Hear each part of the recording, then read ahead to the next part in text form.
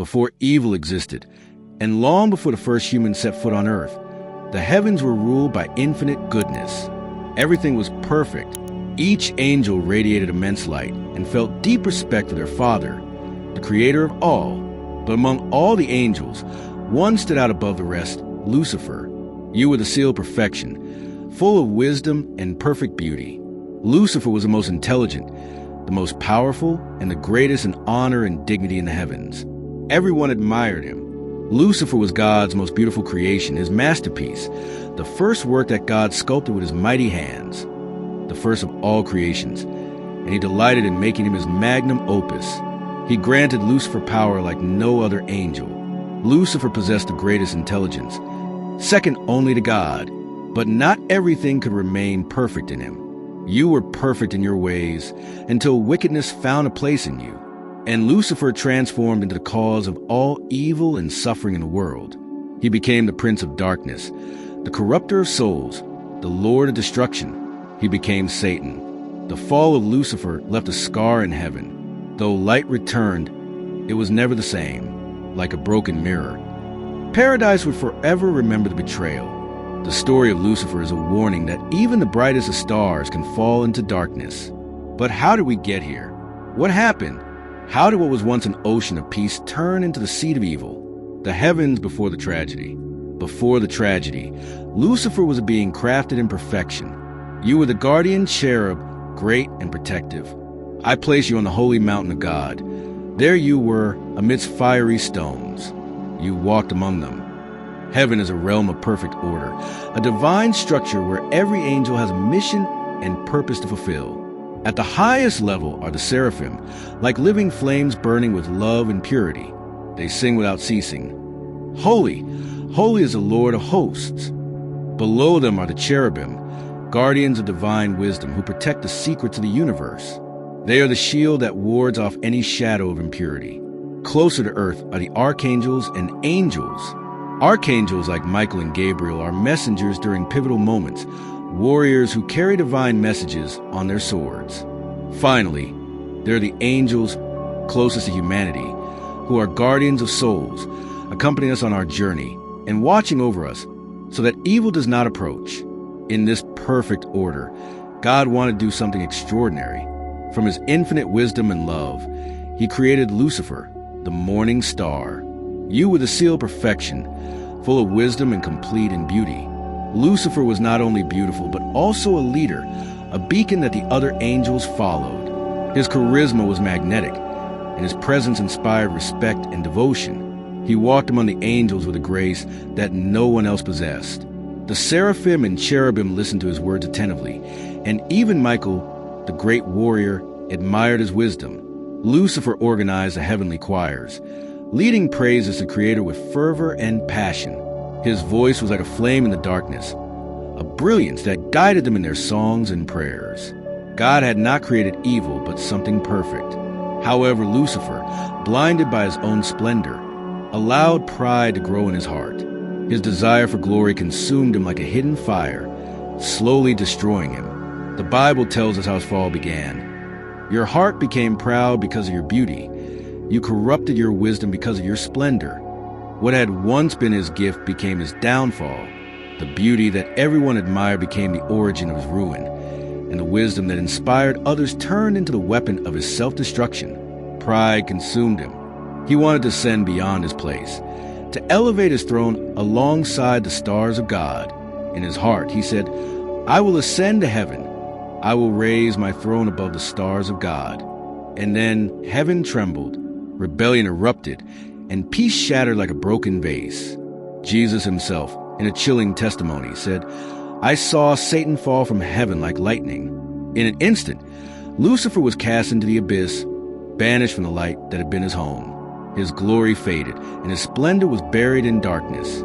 The morning star, the son of dawn, was cut down. The brilliant star was extinguished. But how could this happen? Lucifer and the sacred scriptures. Though Lucifer's influence is immense, he is mentioned little in the sacred scriptures. Why does such an influential figure appear so sparingly? Before discussing the great celestial rebellion of Lucifer, it is necessary to understand this.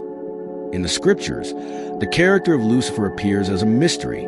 He is spoken of only in fragments. The Bible mentions his story in scattered passages, written in symbolic language. Therefore, this video is based on the Bible but also draws from additional sources, primarily the book History of the Angelic World by the priest Jose Antonio Forti, as well as text by St. Augustine, where Lucifer represents a desire to rise above his creator. St. Augustine points out that Lucifer, blinded by his own light, sought to equal himself with God and was exiled, leaving an eternal lesson. Now let us see how the corruption of Lucifer's soul began. The corruption of Lucifer. At first, Lucifer's corruption was a barely perceptible spark, a fleeting thought. Lucifer asked himself, what if my light could shine higher? What if my glory didn't always have to serve another? These were small questions, almost invisible, but like seeds, they took root and grew in the silence of his thoughts. He began to imagine himself on high, on the throne, being praised. And each time he fulfilled his duties, that voice inside him grew stronger. Meanwhile, heaven continued in perfect harmony, though something in Lucifer grew more distant each day. The angels began to notice his change. He became introspective, enigmatic. One day, Gabriel approached him and said, Lucifer, brother, what burden weighs on your heart? Your light grows restless. Lucifer looked at him and replied, there are things even we cannot understand. Dear Gabriel. Gabriel felt a chill and uneasiness, but Lucifer averted his gaze, avoiding any further words that might reveal the storm brewing within.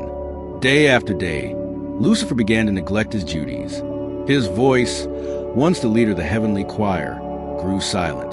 The other angels felt his absence as if a star were missing from the firmament. In the praises where he once led, he now participated only half-heartedly, looking upward with a mixture of pride and resentment.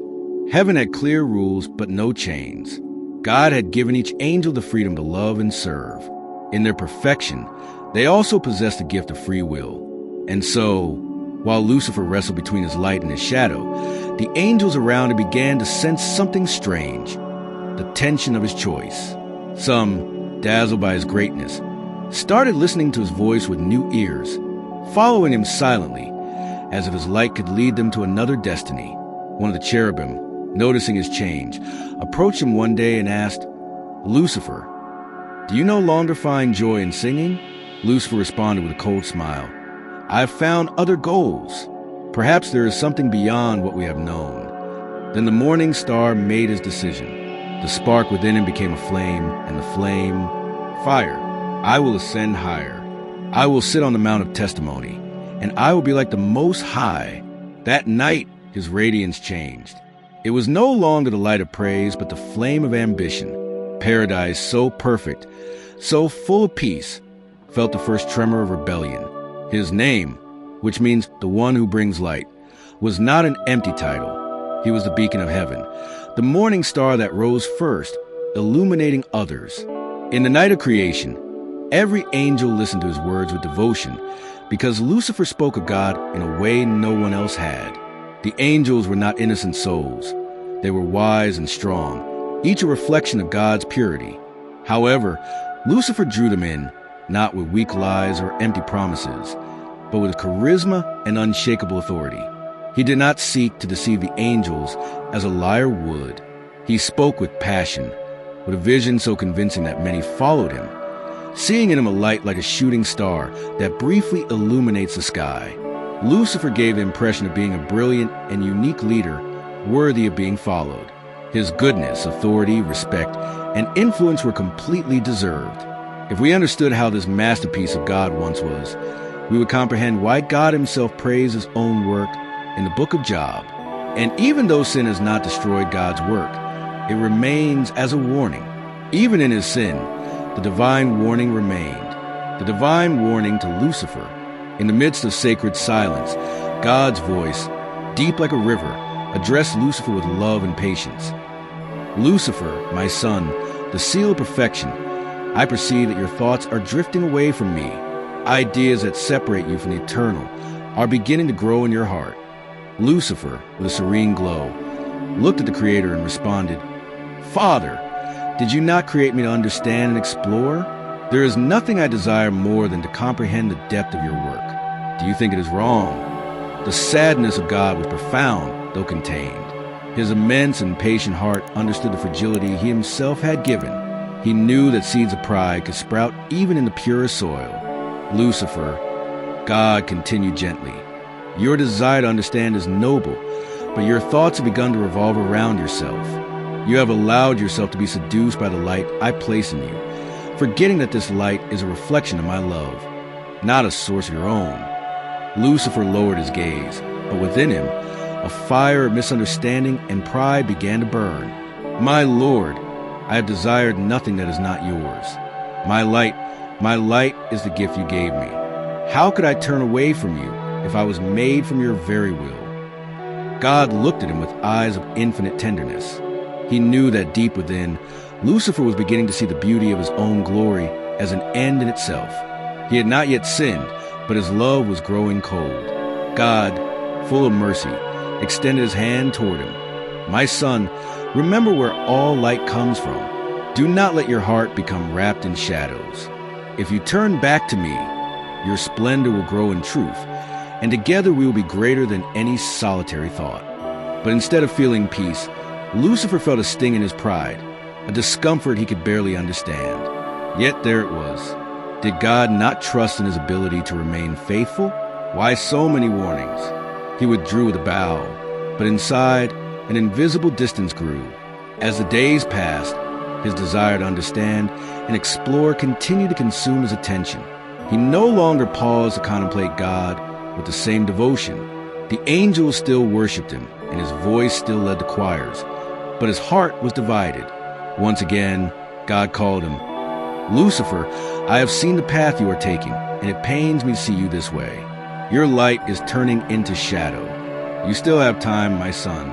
If you return, the love within you will blossom anew. But this time, Lucifer did not want to listen. His hardened heart sought his own satisfaction, his own greatness. In his mind, he began to justify his thoughts. Do I not deserve more? And God, in his infinite patience, let him go. He knew he had given all the love possible, all the mercy possible. I will not turn away from you, God said in his final warning, but you are free to choose. God gave him a second chance. The sadness of God was immense, an ancient and painful sorrow. God knew he would lose his most beautiful creation. His mercy was infinite, but Lucifer's choice had to be respected. Even in your fall, I will love you, the Creator thought. And as Lucifer walked away, the entire heavens seemed to hold their breath. Soon, there would be a great revelation in heaven, something that would test every celestial being, especially Lucifer. And God, in his infinite wisdom, delayed that moment. He wanted to give Lucifer more time to prepare, to grow in humility, to strengthen the fidelity in his heart. He spoke to him with a voice full of love and concern. My son, he said tenderly, a great revelation is approaching. When it comes, the winds will be strong and the tensions in your heart will be intense, like a storm tearing through the sky. You must prepare yourself. You must root yourself in obedience, for the trial will be great. Lucifer listened sincerely.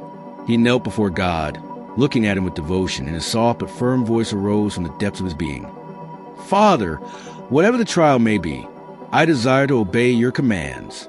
I cannot promise that I will be perfectly faithful, but I swear that my desire is to be loyal. My heart still burns with your love. And those words were not lies. Lucifer spoke in the depths of his heart, and in his soul burned a true desire to remain loyal. But at the same time, in a dark corner of his mind, the seed of pride continued to grow.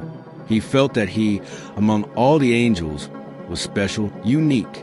Am I not the one who shines the brightest? He thought silently. God, in his patience, gave him another chance. Once again, he postponed the revelation, giving Lucifer more time, more space to draw near, to seek humility in his heart. Lucifer, God said, this trial will not be easy. Even when it seems the wind is pulling you away, you must remember your origin, your essence. Remember that all light comes from me. Lucifer's temptation was like the story of Adam and Eve in the Garden of Eden, a terrestrial paradise that reflected the harmony of heaven. God had given them everything: peace and love. But in the midst of the garden, the tree of the knowledge of good and evil was a reminder of their freedom, their ability to choose. The serpent whispered to Eve, "You will be like God, knowing good and evil." And this was the same mistake Lucifer made. In that whisper, the desire to be something more, to no longer depend entirely on God, was born. The morning star, the son of dawn, had turned his back on the light that gave him life, choosing instead to walk toward the shadow. Free will, the most precious gift of God, also proved to be the most vulnerable point. Both in Eden and in heaven, pride opened the door to the fall, and perfect peace was shattered. The virtues that had been the angel's strength became fragile, and heaven knew shadow for the first time. The great revelation and the test. The definitive great revelation. God, in his infinite patience, had postponed the moment of the test again and again, speaking to Lucifer deep within his heart. "My son," he said over and over, "the time of the revelation is drawing near. You need to prepare yourself." It was a paternal warning, a loving call to humility. God, who had loved him so much, felt that Lucifer could still change, that love could overcome the pride that was beginning to dim his light. But the moment came when the waiting had to end. God also had to consider all the other celestial beings, not just Lucifer. The entire heavens felt the tension in the air, a deep anticipation that enveloped every angel. And on that day, God gathered his heavenly hosts, all his angels, great and small, in an assembly that lit up the firmament. A solemn silence fell. The whole heavens held its breath. The firmament opened, and the presence of God shone with infinite majesty. Then, like a soft thunder, his voice filled the entire cosmos. "I am going to create a material universe," announced the Creator. "A place where life will flourish, a place that reflects my love and glory in a new way." And then, before the angels, he unveiled the vision of what it would be. Stars, galaxies, planets spinning in perfect order. And on one of those worlds, Earth, a place where life would burst forth in its greatest splendor. The angels watched in awe. Joy grew in their hearts as they beheld the Creator's plans. Everything was new, like a dream they could never have imagined. But then God continued, and his words became even more mysterious. "Not only will I create this universe, but in that world I will create beings in my image and likeness. They will be called humans, made of flesh and spirit, a mixture of heaven and earth. And more than that, in that very place, I myself will become flesh. The second person of the Trinity, my Son, will take on human form. His name will be Jesus Christ, and in that humanity, I will be worshipped by you." The silence in heaven deepened. God, the Eternal One, was asking them to worship him in the human form of Jesus Christ. He was asking them to bend their knees, not only before divine majesty, but before a fragile and humble human face. The angels erupted in a mixture of wonder and jubilation. To see how the light of lights would become flesh was such a marvelous, sublime act that many could not contain their joy. It was God's plan in its most unexpected form, a display of the deepest and most incomprehensible love. They acclaimed the Creator, feeling privileged to witness such a mystery. But the mystery of the incarnation was not all. God also revealed to them that humanity would eventually become corrupted, and that he would sacrifice himself for them through crucifixion.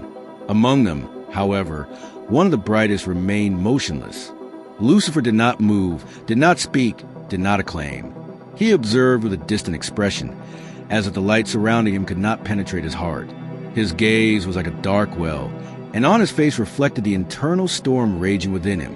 Lucifer opposes God. In that instant, everything inside Lucifer began to collapse. The idea of bowing before human form, of worshiping God under the humility of mortal flesh, seemed incomprehensible, unacceptable. Why? He thought. Why would perfection itself lower itself? Why were they, beings of light, being asked to worship a being of flesh? He heard that God would create humans and that they would end up corrupted.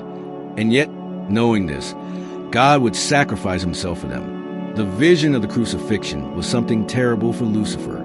This was what made him explode. Those finite, ungrateful beings would not only rebel, but also kill him.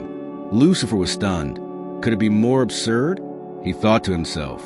He observed God's plan with a mix of disbelief and disdain.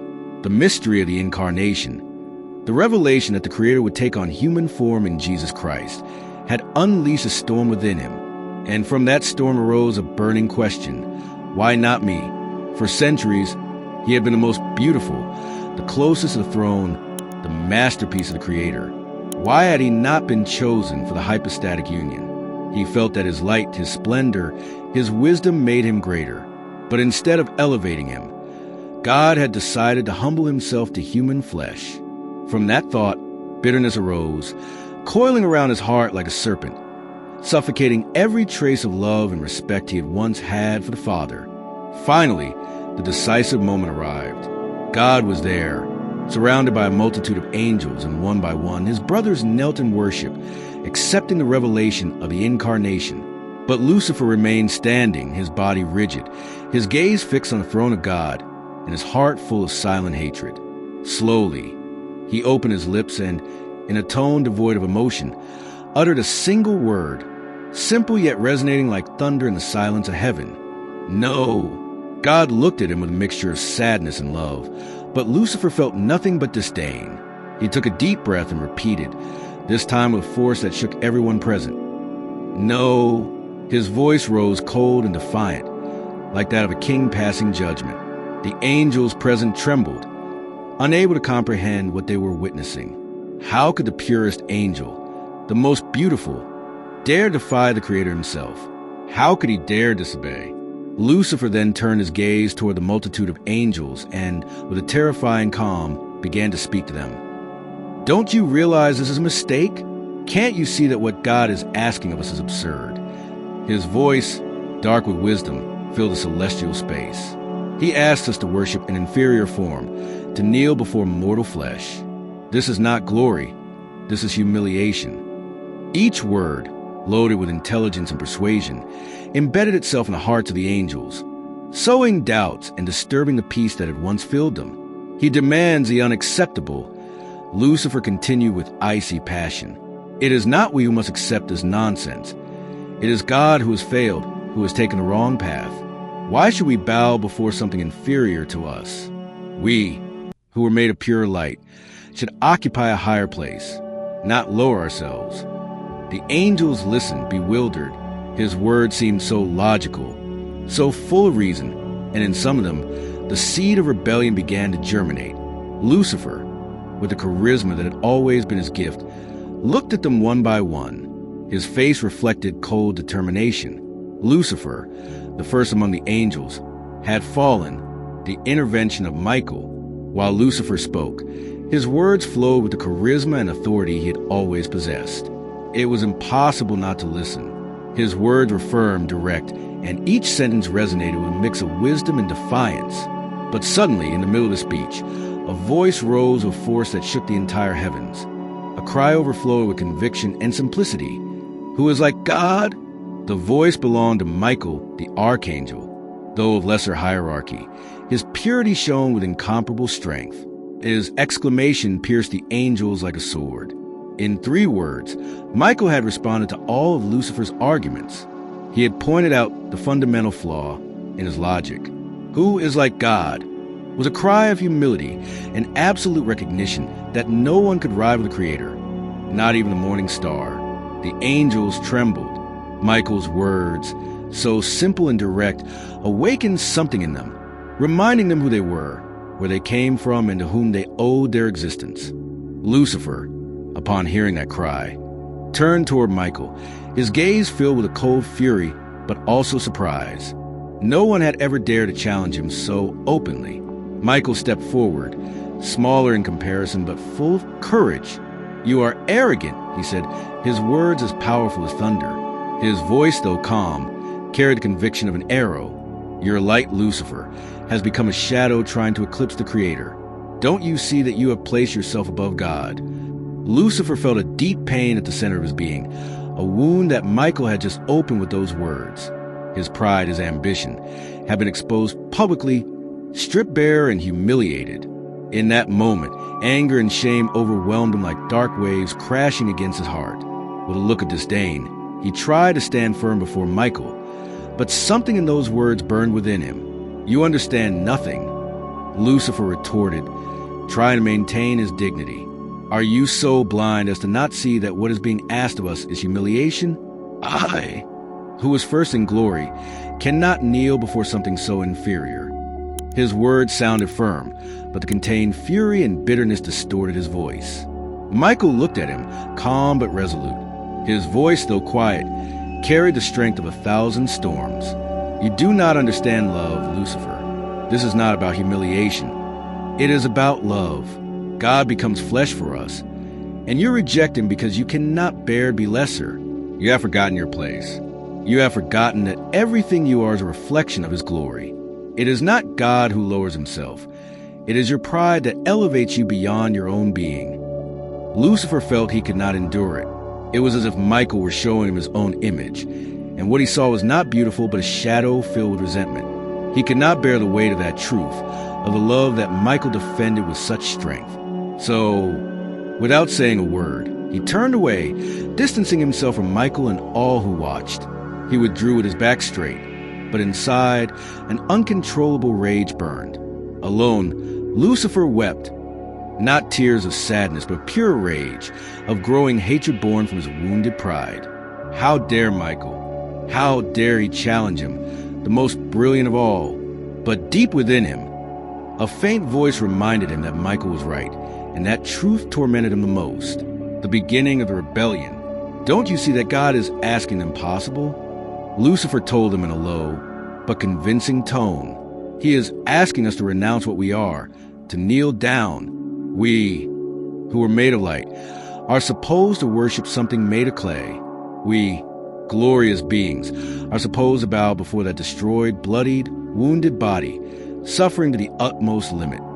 More and more angels began to say, Lucifer is right. God cannot ask us something contrary to logic. Doubt crept in. What if God was not God? What if God was merely a very powerful angel? What if he was just a greater version of Lucifer? In any case, the dagger had already been plunged into many of the angels' minds. His fiery, unyielding gaze pierced his brothers, and many felt there was a powerful truth in his words. Lucifer did not speak to them of hate or call for violence. He spoke to them of dignity, of the greatness of their existence, and of their right to preserve it. Lucifer knew how to reach their hearts.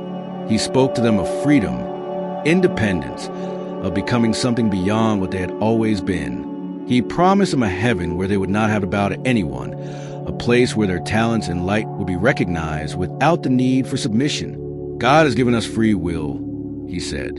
So why not exercise it? Why not become what we truly are? At each gathering, his army grew. They were not lesser angels who followed him, but the most beautiful, the wisest, those in whom God had placed much of his power and beauty. Lucifer chose them carefully, seeking those who, like him, desired more. The most beautiful of heaven, those who had once been the glory of creation, began to form the rebel army. They were beings of perfection that eclipsed any other light, and now that light began to darken with shadows. In one of those meetings, Lucifer stood before them with imposing force. We are the future, he proclaimed, his voice resonating like thunder. We are the light that refuses to kneel. We will not let our essence fade under the shadow of an inferior form. If God does not give us the place we deserve, then we will take it. His words burned with such fervor that every angel present felt a shiver run through their being. He spoke with a certainty that made them doubt everything they had ever known.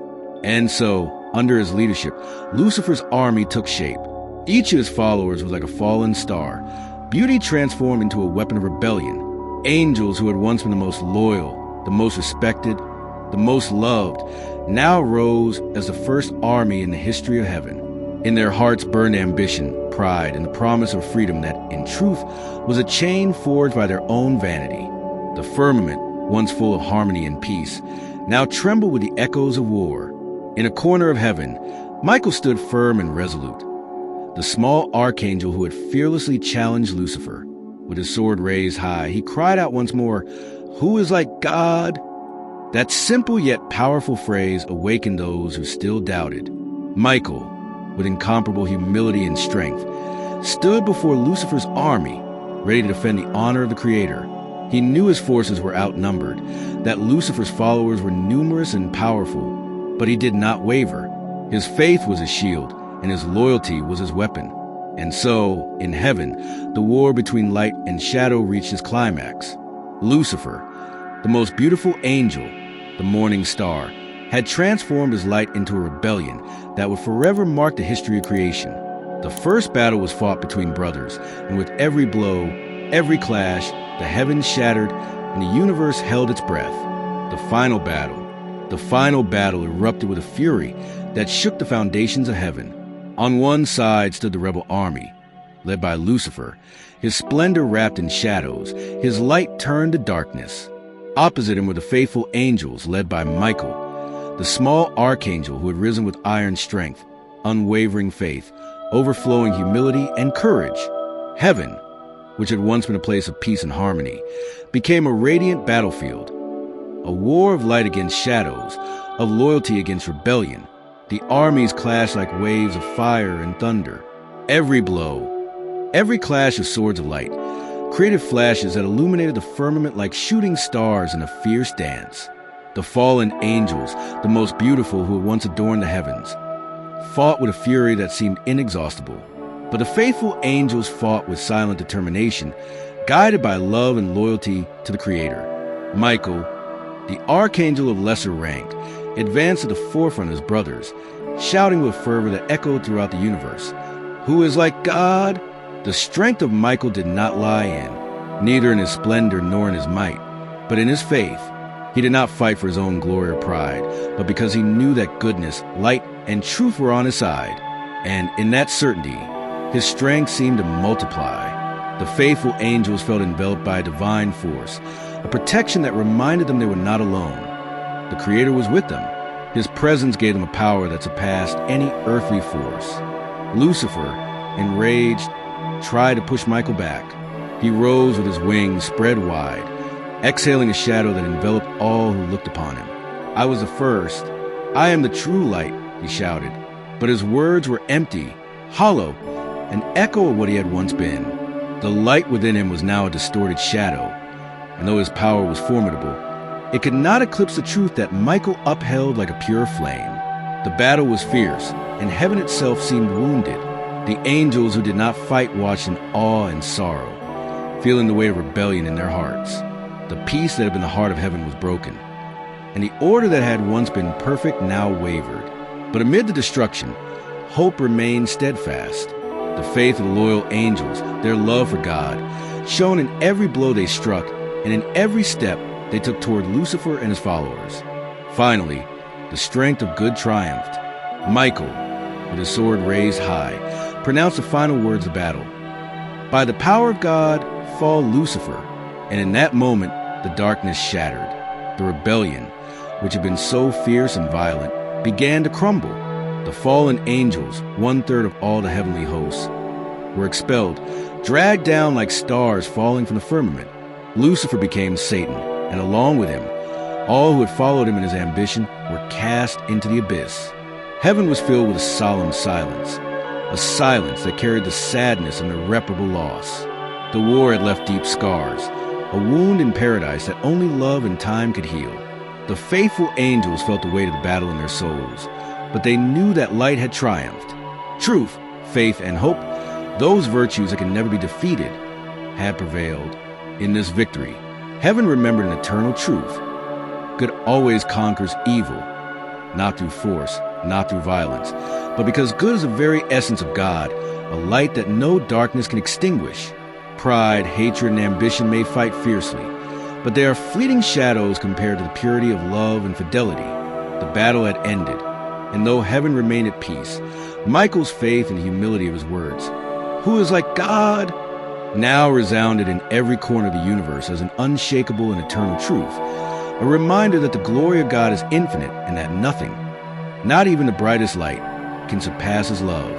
The expulsion and fate of Lucifer. After the final battle, heaven opened to expel the rebels.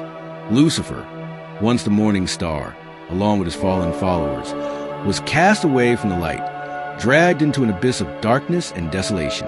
In the act of expulsion, heaven itself seemed to tremble. The angels who had been the most beautiful, the most powerful, whose light once rivaled the stars, fell like meteors, banished to the lower world, a place of chaos and shadow, a kind of eternal exile where the glory of God could neither be seen nor felt. Lucifer, now transformed into Satan, felt the weight of the fall as burning iron piercing his being. The total separation from God, from light, and from celestial peace was a wound deeper than any physical punishment could inflict. The underworld to which he and his followers were confined was not yet the final hell, but a state of disorder and complete spiritual isolation, a place where peace and glory could not reach. It was like a broken dream, a dark reflection of heavenly order, a place of total separation from holiness. For Satan, the expulsion marked the end of his original purpose. However, in his pride and rage, his hatred transformed into a new purpose. If he could not attain the glory of God, then he would destroy it wherever he found it. And in this abyss of despair, his gaze turned toward creation, toward the material world that God had begun to create. In his twisted mind, a thought took shape. If he could not have heaven, he would corrupt God's most precious creation, humanity. The idea of seeing beings made in the image and likeness of God dragged into darkness brought him bitter satisfaction. Humans have been the ones who had taken his place on God's throne, those beings created with love and goodness, and they became the target of his hatred. His motivation was clear. If he and his fallen angels could not remain in the presence of God, then humans did not deserve it either. This hatred and resentment transformed into a mission, a deep desire to sabotage the divine work and tarnish the purity of creation. The expulsion of Lucifer and his army of fallen angels thus had a direct consequence on the balance of good and evil in the world. From that moment on, evil began to exist not merely as an absence of goodness, but as an active and organized force. The demons, with Satan at their head, began seeking ways to exert their influence over the material world, to corrupt human beings, to incite pride, envy, and despair, the same feelings that had led to their own downfall. God, in his love and justice, had allowed this separation. The expulsion was not only a punishment, but also an act of divine justice. The angels who had chosen rebellion, who had rejected the love and holiness of God, could no longer dwell in his presence. God's love was always there, but his justice demanded balance. Those who had chosen to reject the light could no longer bask in it. In this act, the balance between God's love and justice was perfectly manifested. Justice required separation, and love still granted the fallen the freedom to exist, even if in the darkness of their own choosing. The story of Lucifer, now Satan, does not end with his expulsion. It extends into the relationship between good and evil in the present world. His fall, his hatred, his desire to corrupt humanity remain present in every temptation, in every spiritual battle faced by human beings. Evil seeks to infiltrate the human heart, its freedom, its desire to be great. But this influence is limited, and the good that comes from God always has the final word. The battle between good and evil that began in heaven continues on earth, in the hearts of human beings. Satan and his demons seek to darken the light of every soul, but the grace of God, his love, and his justice are always present, reminding us that though evil may be loud and defiant, good will always triumph. Music.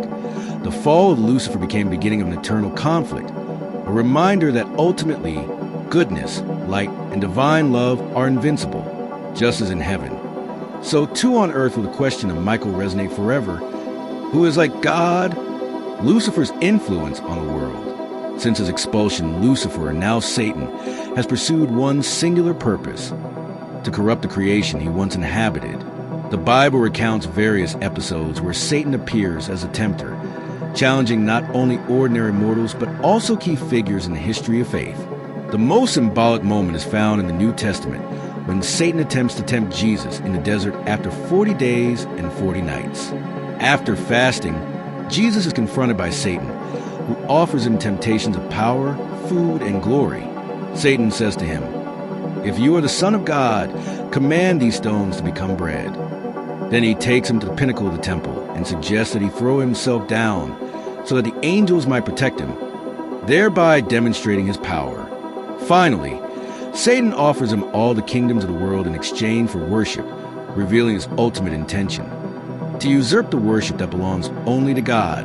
Jesus' response to each temptation is a testament to his spiritual strength and complete trust in the Father. He firmly rejects every offer, quoting scripture and affirming the truth that all power and glory belongs solely to God.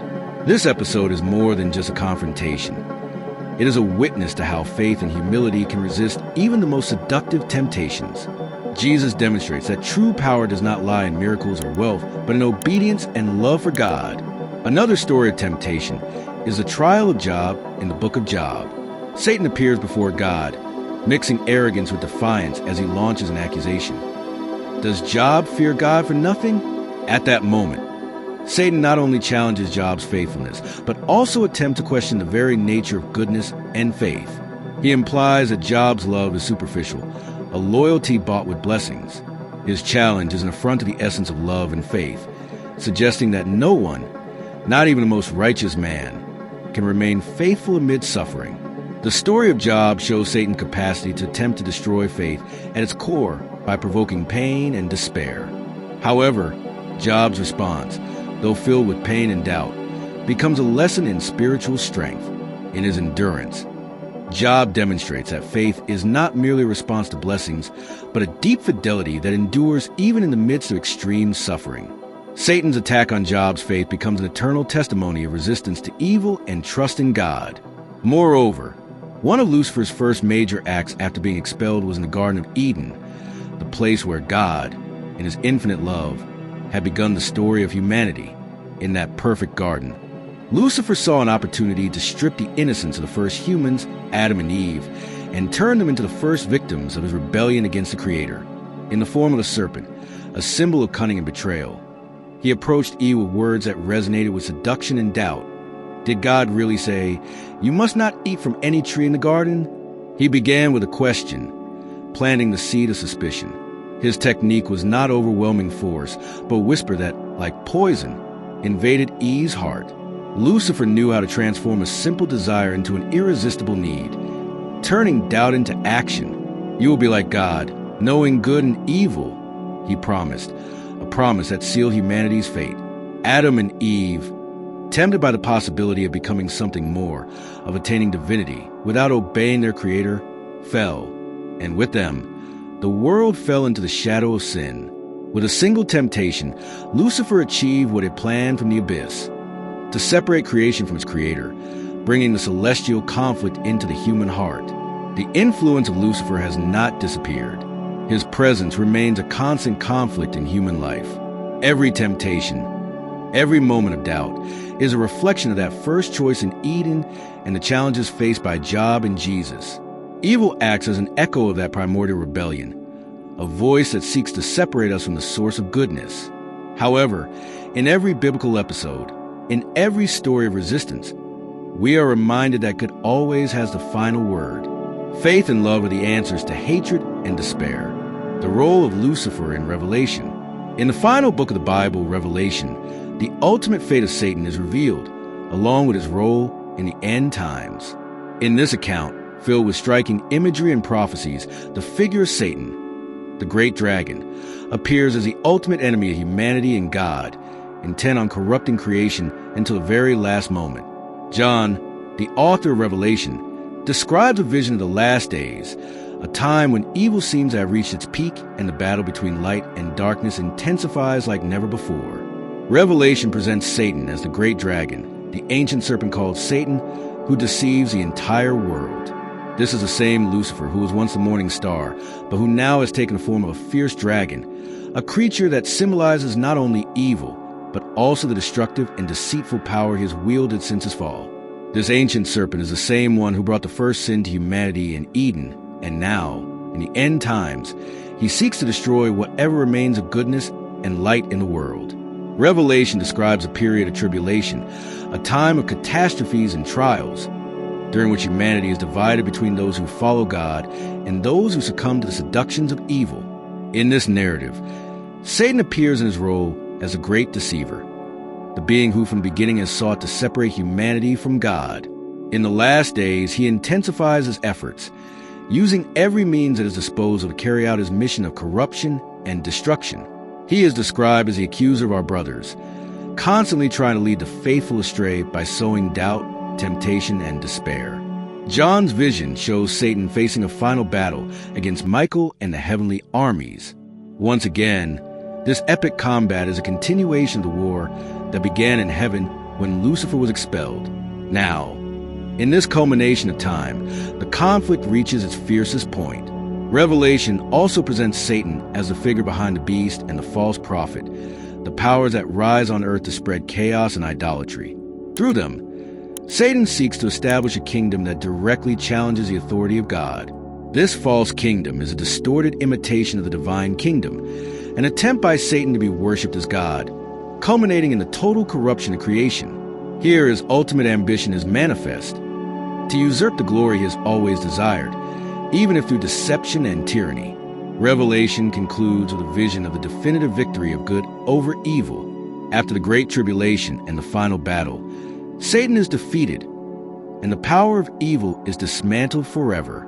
In a symbolic image, Satan is captured and thrown into the lake of fire and sulfur, a place of eternal punishment where he can no longer reach humanity or exert influence over creation. This act of final justice marks the inevitable destiny of Satan and his followers, an eternity of absolute separation from the glory of God.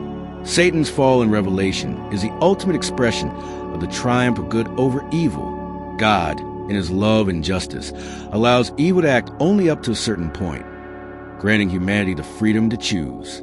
But in the end times, when everything has been tested and decisions have been made, evil is finally defeated.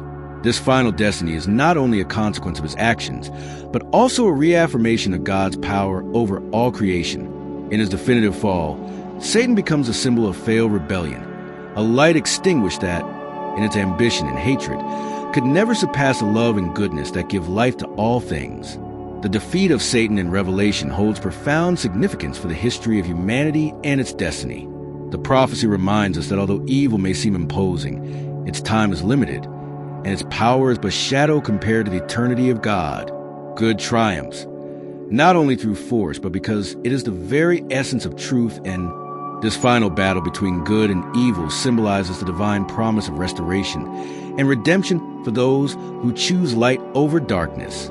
In the present, the account of Revelation serves as a reminder that although Satan continues to try to lead humanity astray, his fate is sealed, his power is limited, and his rebellion will ultimately fail. The story of his fall and defeat in the end times reinforces the hope that good, no matter how challenged, will always prevail.